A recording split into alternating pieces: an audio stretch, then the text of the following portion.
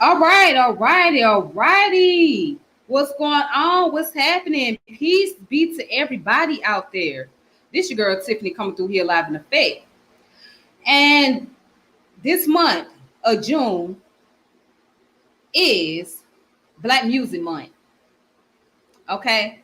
So it's only fair that we acknowledge the different black genres out there. It's more than just R&B and hip hop, right? And gospel music. It's a lot of black genres that has not been uncovered and many of us are not aware of. All right.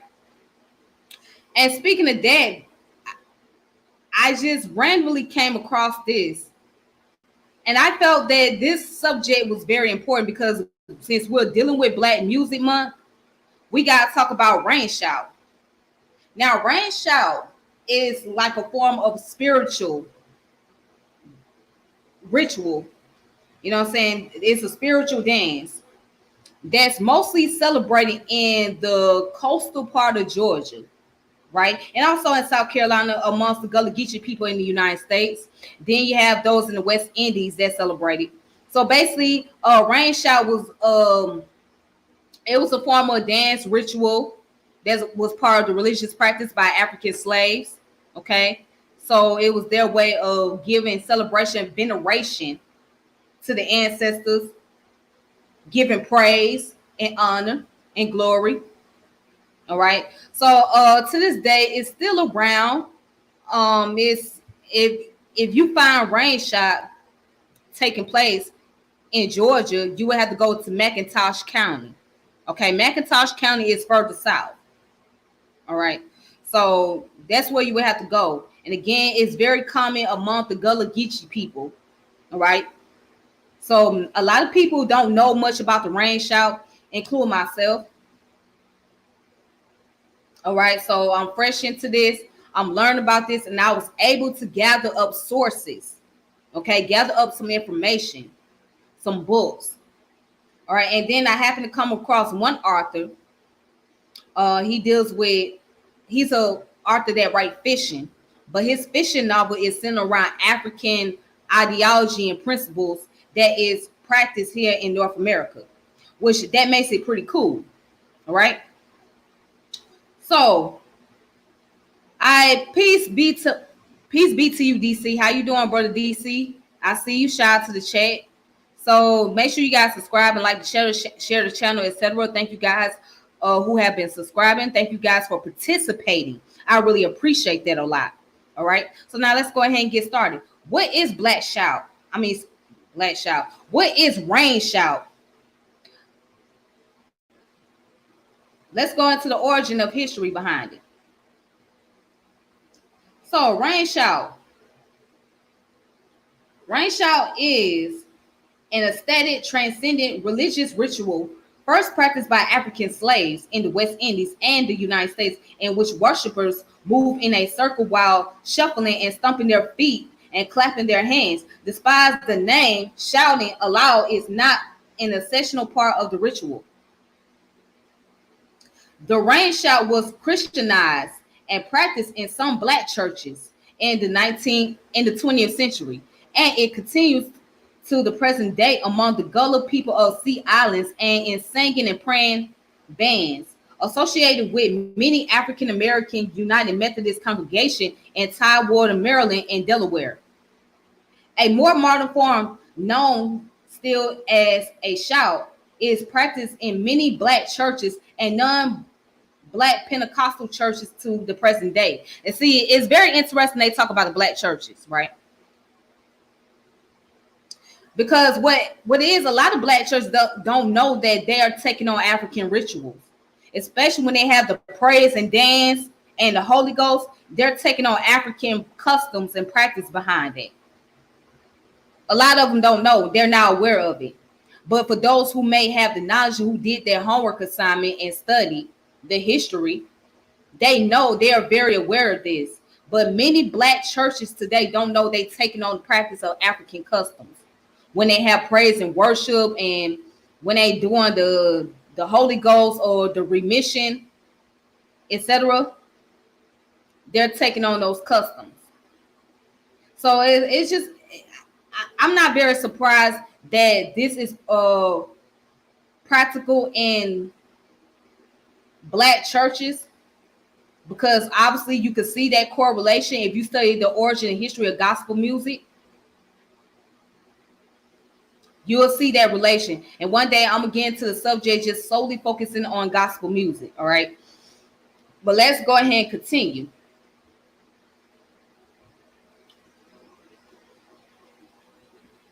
All right, so it says shouting often took place during or after a Christian prayer, meeting, or worship service. Men and women moved in a circle in a counterclockwise direction, shuffling their feet, clapping, and often spontaneously singing or praying aloud. In Jamaica and Trinidad, the shout was usually performed around a special second altar near the center of a church building. In the Sea Islands of Georgia and South Carolina, shouters formed a circle outdoors around the church building itself. I gotta go one day, shoot. In some cases, enslaved people retreated into the woods at night to perform shouts, often for hours at a time, with participants leaving the circle as they became exhausted. In the 20th century, some African American churchgoers in the United States performed shouts by forming a circle around the pulpit, in the space in front of the altar, or around the nave. Rain shouts were sometimes held for the dead. This custom has been practiced by traditional bands of carnival revelers in New Orleans. Well, let's look at that for real quick. Let's look at it. Now let's read this real quick. Mardi Gras Indians. So Mardi Gras Indians, also known as Black Masking Indians, are Black carnival revelers in New Orleans who dress up for Mardi Gras in suits influenced by Native American ceremonial apparel. Collectively, their organization are called tribes. There are about 38 tribes, which range in size from half a dozen to several dozens members. The group are largely independent, but a pair of umbrella organization loosely coordinates the Uptown Indians and the Downtown Indians. In addition to Mardi Gras Day, many of the tribes also parade on St. Joseph Day and the Sunday nearest to St. Joseph Day. Traditionally, these were the only time Mardi Gras Indians were seen in public in full regalia.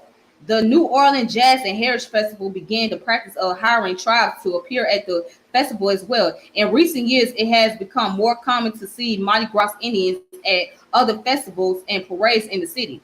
Notwithstanding the popularity of such activity for tourists and residents alike, the phenomenon of the Mardi Gras Indians is said to reflect both a vital musical history and equally vital attempt to express internal social dynamics. All right. So I just wanted to kind of see what that was, okay?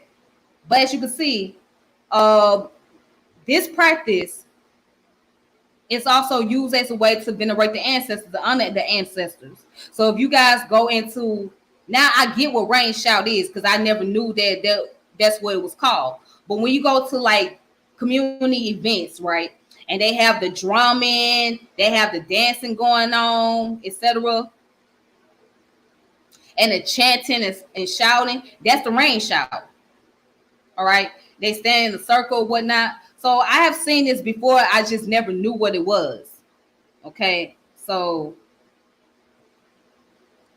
yeah, I'm pretty much familiar with that, but I do see that they do it when they're giving honor and praise to those ancestors that came before us. All right. All right. So it talks about the origin of the rain shout, which are usually assumed to be derived from African dance, and scholars usually point out the presence of melodic elements such as call and response singing and heterophony, as well as rhythmic elements such as tresillo and harmonic rhythm, and aesthetic elements such as counterclockwise dancing and ecstasy, which makes rain shout similar to ceremonies among people like Igbo, Yorubas, Ibibios, effects. of Bahamano and Bakongo. Some scholars have suggested that the ritual may have originated amongst enslaved Muslims from West Africa as an imitation of tawaf, the mass procession. The procession around the Kaaba that is an essential part of the Hajj. If so, the word shout may come from the Arabic shot, meaning a single run, such a single circumambulation of the Kaaba, or an open space of ground for running. That's interesting enough to know that the Muslims have practiced this amongst themselves as a way to circle around the Kaaba. But we were taught that in Islam that singing and dancing is haram, which it is according to the Quran, the Hadith. But at the same time, these are African people that was practicing their customs that synchronized it into the Islamic practices, into Islamic religion. Okay, so it was a lot of syncretism that we're talking about here. All right, so that was their way of preserving their ancestral practice, the ancestral culture. Let's continue. So, according to museologist Robert Palmer, the first written accounts of the rain shout date from the 1840s. The stamping and clapping in a circle was described as a kind of drumming in 19th century observers associated with the conversion of slaves to Christianity. All right, so it talks about the influence. So it said Sterling Stuckey in his book Slave Culture, Nationalist Theory, and the Foundation of Black America in 1987 argues that rain shout was a unifying element of Africans in American colonies from which field hollers, word songs, and spirituals evolved, following by blues and jazz. In his article, Rain Shout Literary Studies, Historical Studies, and Black Music Inquiry, Samuel A. Floyd Jr., which I have some of his books over here, argues that many of the stylistic elements observed during the rain shout later laid the foundations of various Black music styles developed during the 19th and 20th century. According to Floyd, all of the defining elements of Black music are present in the rain. These basic elements of rain shout include the calls, cries, and hollers, blues notes, call and response, and various rhythmic aspects. Examples of Black music that would evolve from the rain include, but are not limited to, Afro-American burial music of New Orleans, the blues, the Afro-American symphony, as well as the music that has accompanied various dance forms also present in Afro-American culture. The rain shout has developed into the modern shout tradition now seen across the globe, though augmented and interracialized by the Pentecostal tradition in the early 1900s and spread into various denominations and churches thereafter. It is still primarily practiced among Christians of West African descent. The rain shout continues today in Georgia with the McIntosh County Shouters. Now let's look at who the McIntosh County Shouters are.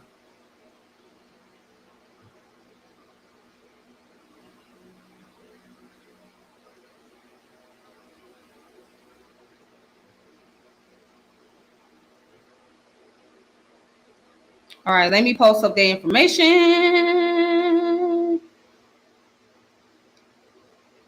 Hey there, hold on. Oops. Let me see somebody in the comment section. Shout out to this young brother right here before I continue. The brother name is the community teacher. He does a lot of great videos that goes into like history about African American culture, especially in Georgia. So he's based out of Georgia and he knows more because he grew up in Brunswick, Georgia. So he would know more than I will. I'm in the upper part of Georgia and he's on the lower part of Georgia. He said, I always love watching the rain showers growing up. So you know what? One day I'm gonna have to get you on here, brother. because I like the videos that you do, and you can share more information about the southern part of Georgia and the coastal region, as far as like the Gullah Geechee people, because you're out there, you're in the area. You know, you're around that environment. You're up in Brunswick, Savannah area, so you will know more than I will. But yeah, like I said, I have been exposed to them, but I just didn't know who they were. I didn't know what they were doing. You know, I just thought that it was just some type of ceremony or ceremonial practice. I didn't know they were doing rain shouts. So I have been to some events where that was taking place. All right. But yeah, check out this brother's channel. His name is the community teacher. Okay. Well, I think his name is Kamari. If I got your name wrong, please help me. Okay, please correct me. But yeah, he has a channel on YouTube, and also he got a TikTok channel, and I think you guys will really enjoy his channel. You know, I share a couple of his videos on my page or whatnot. You guys need to check out his channel because he has a lot of great information. So shout out to the community teacher. Thank you for coming through. All right.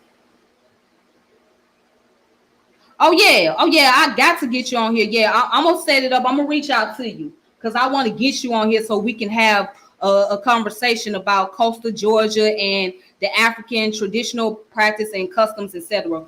I gotta have you on here because you have a thorough knowledge about that. You really do. All right. All right. So let me go ahead and continue on. Okay.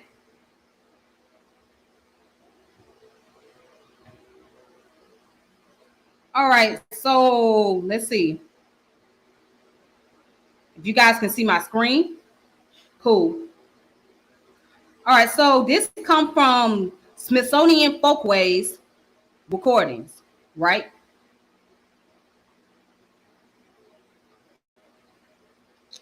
Hold on, let me see something. What the heck? All right, so as you can see, there's a video called Jubilee by the McIntosh County Shouters. Now, due to the copyright, I'm not going to play the video because they'll get you if you play music on here. So, all right, but what I would do is it says acclaimed upholders of African American rain shout. The McIntosh County Shouters keep the faith, form, and fervor of the generational old tradition rooted in their small community of coastal Georgia. Companion songs to the shovel step devotional movement called Shouting have resisted slavery, strengthened spirits, and left us a cultural keystone for the future. Through their classic shout songs and spirituals, the shouters beckon us to remember the past while envisioning the future of the African American cultural legacy. Okay. So as you can see, this is the video right here. Let's see, maybe I could play a little bit of it, just a little bit.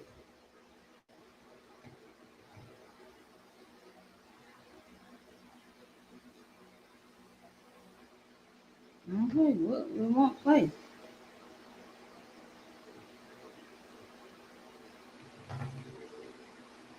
All right, unfortunately it won't play, but you guys can look the video up. It's called Jubilee by the McIntosh County, Georgia. Okay, so that's in the southern part of Georgia. All right, and I'm sorry I couldn't play the video because, you know, with the fact that it has music in the background, I try to be careful of that because YouTube will hit you with copyrights. So, but going back to the Wikipedia source real fast, and then I'm gonna go into the books.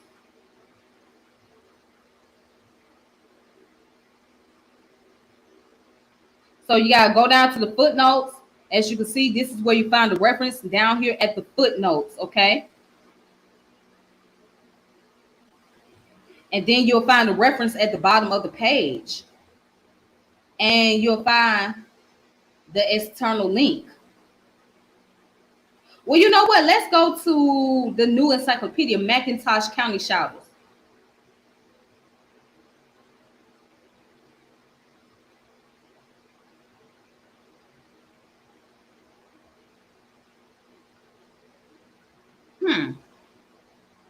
Okay, that's interesting. Very interesting. So let me do it like this. Let me do it like this.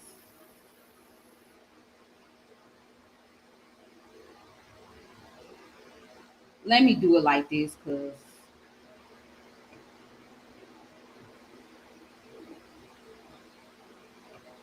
let's look up the Macintosh shelter.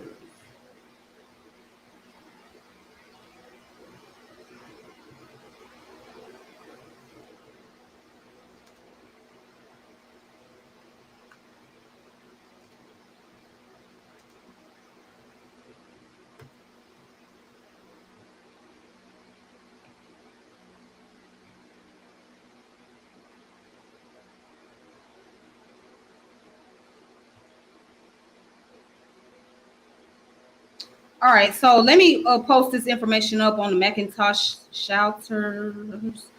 Okay, I got it.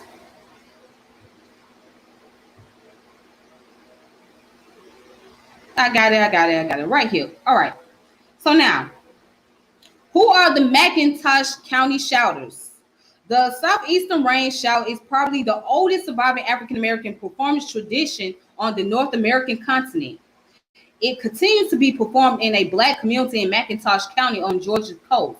This compelling fusion of counterclockwise dance-like movement, call and response singing, and percussion in the form of hands clapping and stick beating a drum-like rhythm on a wooden floor is clearly African in its origin. The rain shout affirms oneness with the spirit and with ancestors, as well as community cohesiveness. Hmm. Right. So it goes into the traditional elements and what it says as the tradition developed in slavery times, strong elements of Christian belief were grafted onto it. The rain shout was first described in detail during the Civil War by outside observers in coastal regions of South Carolina and Georgia. Its practice continued in those areas well into the 20th century, even as its influence was felt in altered forms like spiritual, jubilee, gospel music, and elements of jazz. By the last quarter of the 20th century, however, the rain shout itself was presumed to have died out until its rediscovery in 1980 in McIntosh County. All right. And let's see. All right, so go down further. It says what? To this day, the shouters of Bowden or Briar Patch, a community near Ulona, performed a rain shout at the Mount Calvary Baptist Church on Wash Night or New Year's Eve to welcome in the New Year's. In earlier times, the shouts, often criticized by white missionaries and some black clergy, occurred in the church after the formal worship or in praise houses in the woods or even in homes or barns. Today, it continues to be separate from formal worship, though it takes place in the church annex, a building with a wooden floor that permits movement in the rain and percussive resonance. A songster will set or begin a song slowly at first, then accelerating to an appropriate tempo. These lines will be answered by a group of singers called basers in call and respond pattern. The stick man sitting next to the leader will beat a simple rhythm with a broom or other wood stick, and the baser will add rhythm with hand clapping and foot patting. The songs are special about songs the songs are special shout songs at one time called running spirituals. For the most part, they form a separate repertoire from spirituals, jubilee, and later gospel songs, ranging from light spirit to apocalyptic. They at times carry coded reference to slavery. Sometimes participant patonement to the meaning of the verses being sung. For example, extending their arms in the eagle wing gesture to evoke friends urging a man, Daniel, to fly from his enslaver's ship. While the word shout is used to describe the collective elements of the tradition, it more specifically refers to the dance-like movement. Today, shouters differentiate between the singers and the shouters, the latter referring to those who move counterclockwise in the rain. Linguist Lorenzo Dow Turner has convincingly proposed that the word shout here derived from the Afro-Arabic salt, referring to movement around the Kaaba in Mecca. The shout movement is a forward hitching shuffle in which the foot never crossed. The practitioners of the tradition maintain that crossing the feet would be unholy dancing, whereas the shouting is in the servants of the Lord. All right, so I don't have to go any further into this. If you guys want to read more, you can just look it up in New Georgia Encyclopedia, McIntosh County Shouters. All right, look it up in New Georgia Encyclopedia. So not every state has an encyclopedia website, but most of them do. Okay, most states have their own encyclopedia page where you can find out historical events that took place within those states and within the cities and the counties area in those particular states. All right. Um, Shout out to you, brother. How you doing, brother Saeed? How you doing? How's Africa treating you? I hope that everything's going well. Shout out to that brother. Make sure you guys check out his channel. It's called Happy Companion Islamic Thought Show, where he travels to West Africa. He's in places like Senegal and Guinea and Ivory Coast, all these different places. He shares his stories, his testimony, and he talks about his journey and whatnot. And he's also a Muslim. So I want to say salam to you. I hope that you had a wonderful Juma. I hope you had a good Juma. So yeah, it's a good thing that you on here. So you know, it's a lot of people I gotta get on to this video because there's a lot of things I want to talk about, have a discussion about, etc., etc. All right, but I'm just happy to see some of you guys here. I am. All right then. Let's go on ahead and look at the articles.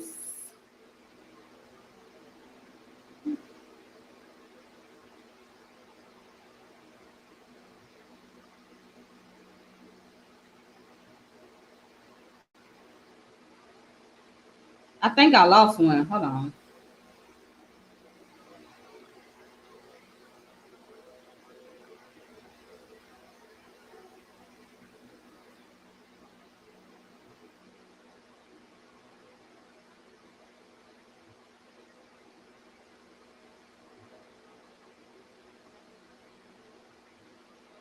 Okay, so let me see. I think I had lost one. Let me look it up.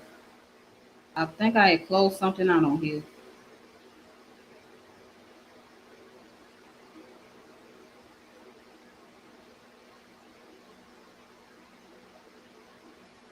All right. So let's go into looking at the Rain Shout Literary Studies, Historical and Black Music Inquiry by Samuel A. Floyd Jr.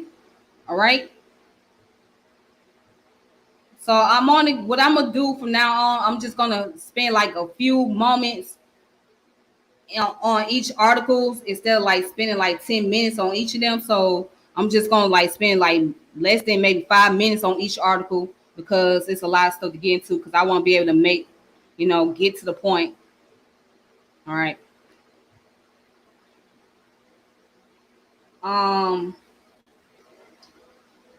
So what I want to do is just go down really fast. So let's go down to here. It says the shout was an early Negro holy dance in which the circling about in a circle is the prime essential. From contemporaries' description of the shout, we learned that the participants stood in a ring and began to walk around in a shuffle with the feet, keeping in contact with a close proximity to the floor, and that there were jerking, hinching motion, particularly in the shoulders. These movements were usually accompanied by a spiritual song by lead singers, bass by others in group, probably with some kind of responsible device, and by hand clapping and knee slapping. The stud or the thread of the basic rhythm was continuous without pause or hesitation, and the singing that took place in the shout made use of interjection of various kinds, elation, blues notes, and call and respond devices with the sound of the feet against the floor serving as an accompanying device. All right. So the shout has been identified as an African survival by Corlander. The earliest on record in the United States date from 1845, but the practice in this country clearly antedates that record. As Appelstein, Corlander, and numerous other scholars have shown, all rain shouts had essentially the same elements with variation manifesting themselves here and there depending on the locale and factors. All right. So it said, from all accounts, the shout was an activity in which music and dance commingle, merged, and fused to become a single distinctive cultural ritual in which the slaves made music and derived their musical styles. Stuckey points particularly to the origin and function of the spirituals in the rain, contending that they should therefore be studied in relation to their ceremonial slave ritual context rather than strictly from the standpoint of Christian religious institution. So early on, the shout was central to the cultural convergence of African tradition in Afro-America. In New Orleans, for example, the rain became an essential part of the burial ceremony of Afro-Americans, in which formed the starts of ceremony in the graveyard, complementary characteristic of a religion expressed through song, dance, and priestly communication with the ancestors were organic to Africans in America, and their movement in a counterclockwise direction in ancestral ceremony was recognizable and vital point of cultural convergence.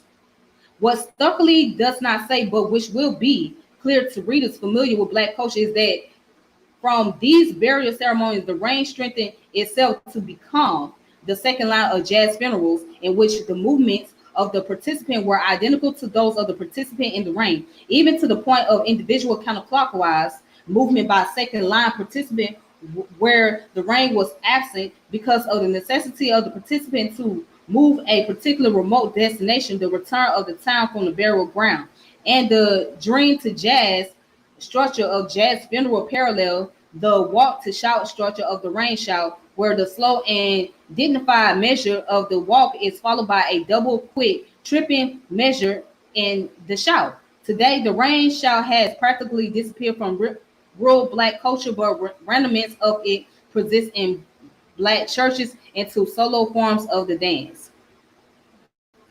All right, so again, you guys can check out this article. Come from the University of Illinois Press. It's called Rain Shout Literary Studies, Historical Studies, and Black Music Inquiry by Arthur Samuel A. Floyd Jr. The source is Black Music Research Journal, Volume 11, Number 2, and it was printed in 1991, page 265 to 282. All right, it tells you it was published by Center for Black Music Research, Columbia College Chicago, and the University of Illinois Press. Okay, you can find this on jastor.org. Jastor stands for journal storage. Again, Jastor stands for journal storage. So you can go on journalstorage.org, all right, and find a lot of information. Okay. So let me go ahead and move on to the next source. All right, so let's talk about the depth of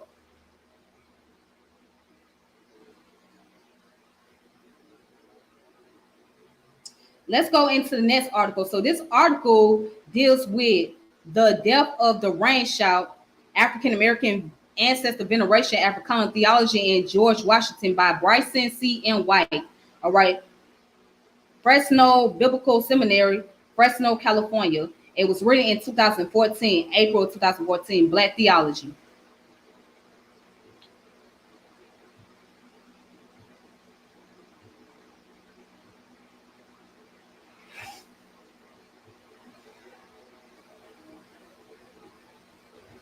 All right, so as you see, this is the article here. Now I'm gonna skip all this introduction, methodology.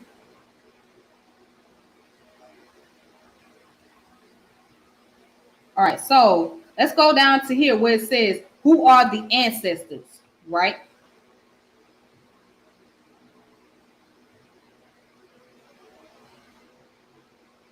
And it says, in African religions, the ancestors are a divine community of the noble and exemplary dead, which exists between those living on this earth and those who are no longer on this earth. John and Beatty called them the living dead because they are still alive in the collective memory of a family or communal group of people and interact in affective lives, although they are dead. Okay. And then it says, in contrast to Western understandings of African ancestor veneration. Not everyone who dies has the ability to become an ancestor. In order to become an ancestor, one had to have led an exemplary life, had children, died of old age, and should not have died from a taboo disease such as snake and spider bites. Within this selection process of who becomes an ancestor lies an important element of African cosmologies. Namely, it is God in conjunction with other ancestors who bestow the title of ancestor on the deceased. Ancestors within African traditional religions provide strong bonds between the living and the dead by giving people a sense of identity in history. Okay. Then it goes on to say, the relationship between the ancestors and the living can be seen as interdependence, a dependence of the earthly community on the benefaction and protection of the ancestors, and interdependence in that a covenant between the ancestors and the living is established. Hood outlines 5 reasons why ancestors are venerated in Africa. A, ancestorship and parenthood are highly prized in African social status. B, veneration of the ancestors is really the ritualization of African social status. Right? I'm sorry. The veneration of ancestors is really the rituals of filial piety. C is observing the ancestors maintains communal living between the living as well as between the living and the dead. D is ancestors are safe guardians of communal ethics, family tradition, and community customs. And E, ancestors are also spirits that communicate with their survivors through dream, reincarnation, and visions. Okay. Now,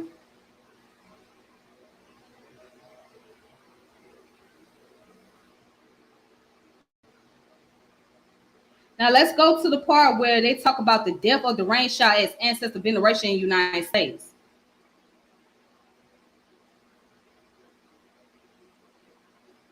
So it says the transatlantic slave trade, right, was an African holocaust that separated African people from their homeland and eventually from many aspects of their African identity. Despite the slave trade, there were many African religious concepts that survived the Middle Passage. The majority of Africans brought to North America to be enslaved were from the central and western areas of Africa. All right, they didn't come from no Egypt. Okay, they didn't come from Tanzania. All right, they came from Central West Africa. And I'm saying it for the people in the back. Pay attention, because people get the misconception that they were brought from Egypt or Ethiopia here to America, and that is not the case. Not to take away that those people are not our distant relatives, because they are. But when we talk about direct descendants, our direct descendant as African descended people in North America and in the diaspora is those from Central West Africa. Now, there's some that came up out of Southern Africa, but for the most part, Central West Africa. Okay. All right. So let's go ahead and continue.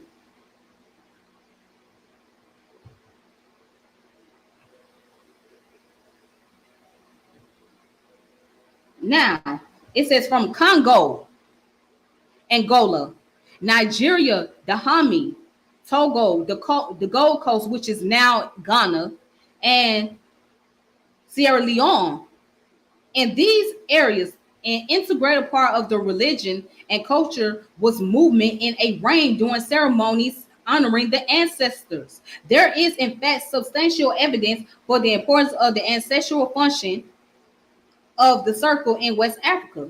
But the circle ritual imported by Africans from the Congo region was so powerful in its elaboration of a religious vision that it contributed disproportionately to the sensuality of the circle in slavery. All right. Then, if you go further down to here, check this out. Ancestor veneration was one of the many Africanism that survived in the Middle Passage and initially persisted among the Africans who were held in bondage. The primary ritual in which ancestor veneration existed among the Africans held in bondage was the rain shout. The rain shout consists of people gathering in a circle, shuffling their feet, moving inch by inch, sometimes dancing silently, but more frequently singing spirituals. This ritual was used to communicate and venerate ancestors in African tradition.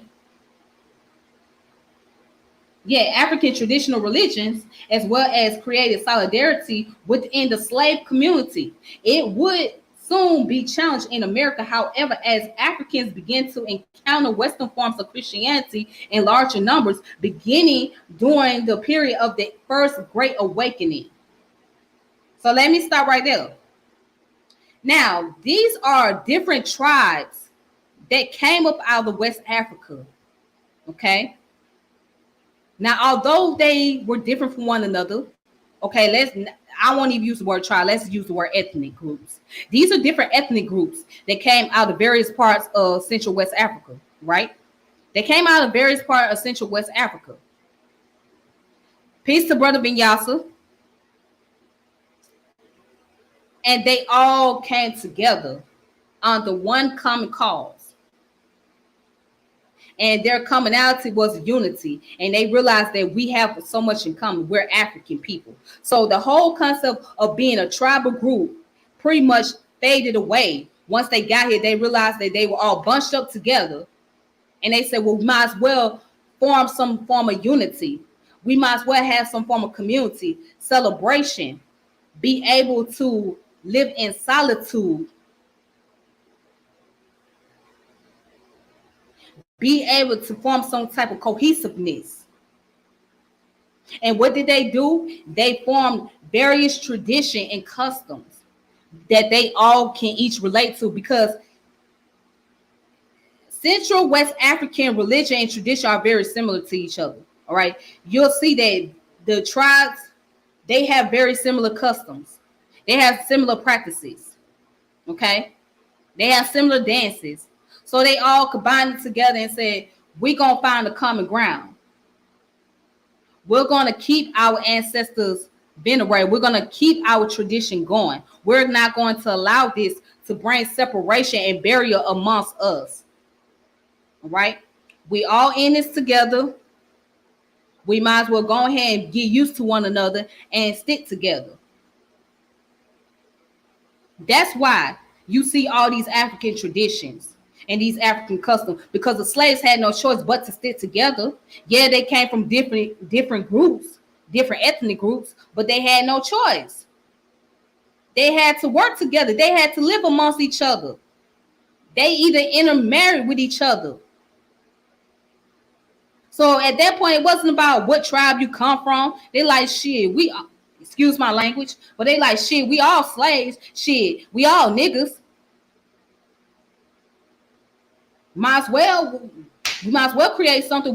Might as well just put aside our differences, because we got a bigger enemy. We got a bigger fish to fry right here, and it's these goddamn Europeans. It's that white man over there. That's our biggest enemy right there. This is the motherfuckers that brought us over here. So we got to be able to combat against this motherfucker here and figure out how we going to earn our goddamn freedom.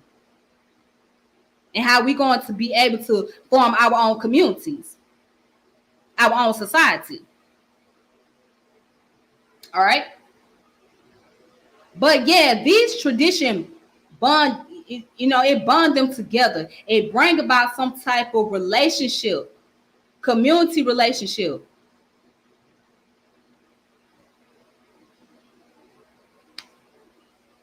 Yep. So that's why when you see family thing, we don't look at family in the sense of you have to be blood or you have to be biological to us. No, that's not how we see family. We see family as people in our community. So that's why you hear people calling the elders auntie or uncle, because it's a sign of respect, especially here in the South. You might see us saying, hey, auntie, or hey, aunt. That's the way of giving respect to the elders in our community. Hey, grandma. Hey, mama. Hey, pops. Because that's a way that we respect our elders. All right. Those community elders. All right. That shows some form of kinship that we have.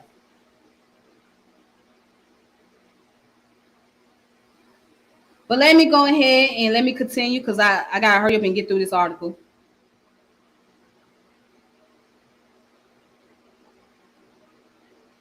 All right. So it goes on to say, initially, the contact between the Christians and Christian religion and Africans held in bondage was minimal. It was not until the First Great Awakening that the African slave community began to accept Christian religion, albeit in small numbers. One reason for this increase was the new interest in converting Africans held in bondage during this epoch. Okay. Another reason arose from the realization that it was not until this period they were able to accept Christianity within the framework of aspect of their own cultural expressions, due in part to the comparative egalitarianism of the non-conformists led the First Great Awakening. According to Michael A. Gomez, most slaves who converted did so voluntarily after a process in which the religion was first converted to the specification of the African-based community. Therefore, it is the Africanization of the Christian faith, not its imposition by external forces, that accounted for its success in the African-American slave community. When church services were held among Black people, there was suspicious that the ceremony was in name only, that other practices pertaining to the African past were the actual order of the day. The initial unity and Africanization of Christian faith dissipated, owning the development of divergent theologies among urban Blacks and their royal counterparts. Prior to the period of the First Great Awakening, the few Blacks that did convert to Christianity were recruited exclusively from the servile elite, the house servants, and the vocationally skilled. The comparative egalitarian mood of the First Great Awakening and the ability for the African to dance, shout, and express their Christian experience aesthetically allowed for the filled hands to become a part of the Christian faith. Most white people of the era, however, began to retreat from the grand idea of attending to, quote unquote, the slaves' spiritual well-being because of the overwhelming importance of the American Revolution. Subsequently, the house servants and free slaves in the urban areas gained access into formal and officially recognized Christendom and even began starting their own churches. All right. So, as you see, this is why the tradition was not kept around in the mainstream, because once more and more Black people got into forming their own churches, a lot of Black churches today, right, they don't practice that tradition of rain shout outside of the church. Okay. But you could see some of the practices in the church when they have the praise offering, the Holy Ghost and shit like that. Okay. Again, a lot of Black folks don't know that that's where they get that from, because they're not aware that they're not very well studied into that aspect of history.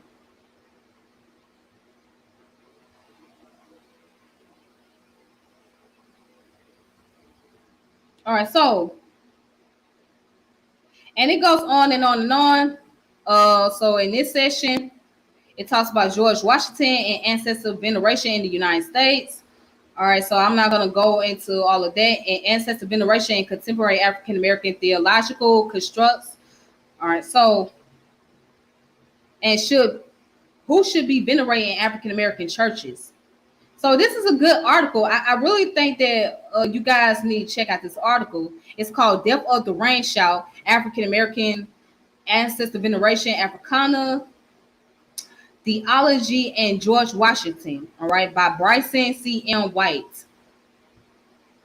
This is a good article. I think that it does a good job at explaining the history. It's a lot to get into, so I'm not going to spend all day on that particular article, but I think that people need to look up the information, look up the editor's name, Bryson C.M. White, Death of the Rain Shout, African American, Ancestor Veneration, African Theology, and George Washington. All right. All right, so now let me go to the books because I got 9 more minutes left.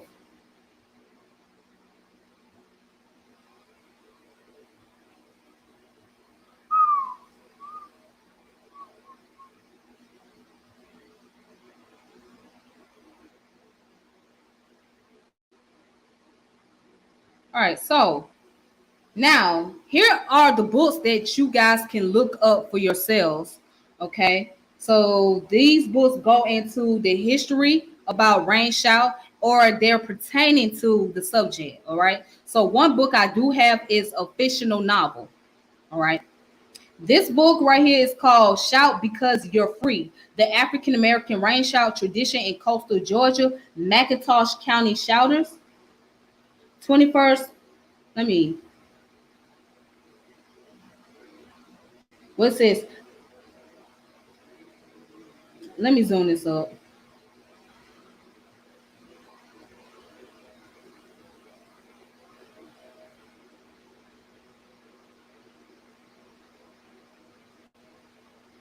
It says 25 shout songs as the song by McIntosh County Shouters. Okay.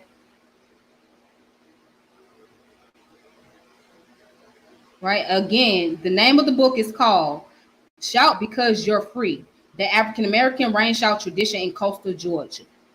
And the author of this book is,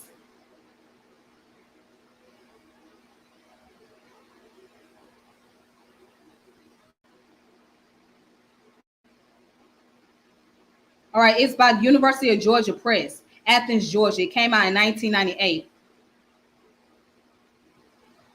All right, so yeah, this book goes into the historical context, go into more depth about rain shout.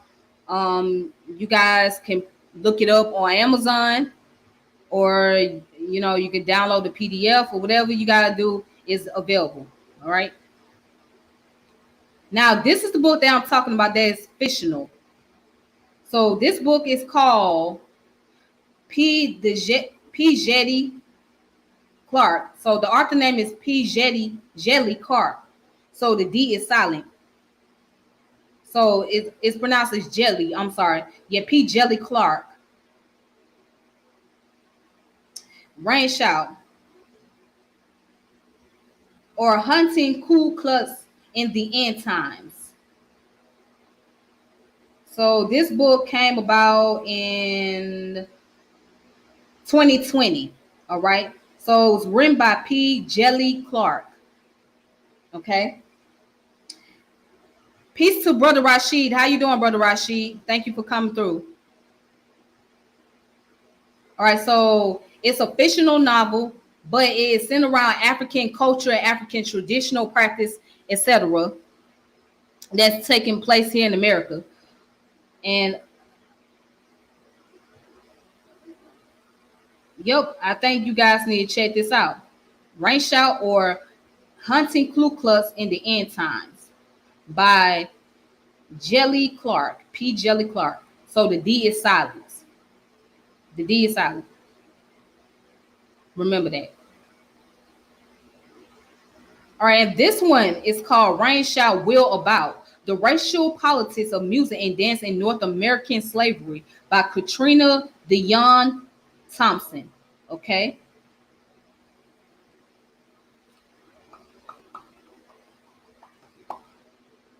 This was written in 2014. It was copyrighted in 2014. But yeah, that's the name of this book. Rain Shout Will About the Racial Politics of Music and Dance in North American Slavery, Katrina Deon Thompson. So you guys can look up the name of these 3 books. Okay. I'm going to post them again.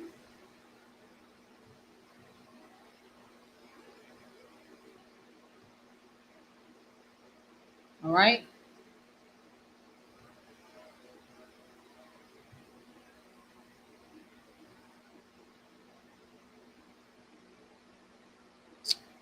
All right, so that's all the information. So I hope you guys enjoyed that video. I want to thank everybody that came in and tuned in and watch and listen. And so I hope you all have a good one. So I may come back on here later on to talk on other subject matters like current events, etc. So I will give my thoughts and input on that. All right. But I want you all to have a great one. And thank you guys that have been subscribing to my channel. So I hope you guys share this video, like the video, get those subscribe buttons up. You know what I'm saying? And I will continue on with presenting more information that I come across. All right. So that's what I'm here to do, is present information to people who may not know that the information was available or did not gain access to it or never heard about various historical events and subjects, etc. So I'm here to present the literary sources, the books that you guys can read into, articles, all of that great stuff. Okay. All right. It's out there. So there's a lot of ways you can look up stuff. You can go on Google Scholar. You can Google it. You can go on TaylorandFrancis.com. You can also go on Jaster.org. You can go on various websites to find various information. You can go on blackpass.org. That's another great website, Black Pass. And also you can go on Atlanta Black Star. So Atlanta Black Star, which is based out here in Atlanta. Okay. It's based in Atlanta. And they deal with a lot of Black history and Black events. Anything that's centered around African American community or the African in the diaspora or Africans in the world, that's what they deal with. Okay. So you guys make sure y'all check out that website as well. And like I said, also check out these two gentlemen here. Check out Brother Happy Companion Islamic Thought Show. Actually, it's Brother Saeed, but he has a show that deals with Islamic history and also the African and the diaspora. And he's traveling in Africa right now, so he's going around to learn about the African villages. He talked about his journey and stuff like that. So make sure you guys support his channel, which is called African Companion Islamic Thought Show. All right, please do that. All right. And also check out my new subscriber, The Community Teacher. Okay.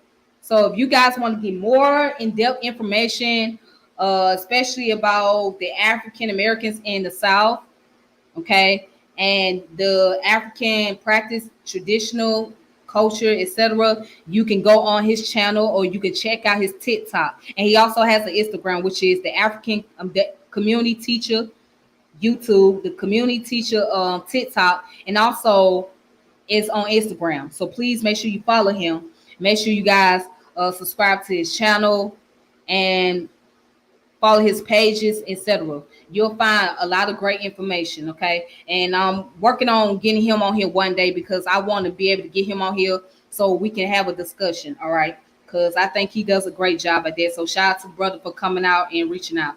And again, shout out to everybody in the chat. I appreciate the chat so much. I appreciate y'all love and support. Real talk. That really means a lot to me. All right. So I'm going to keep this thing going. Keep the ball moving. And I'm progressing. I'm getting up there slowly but surely, but I'm getting up there. All right. All right, then.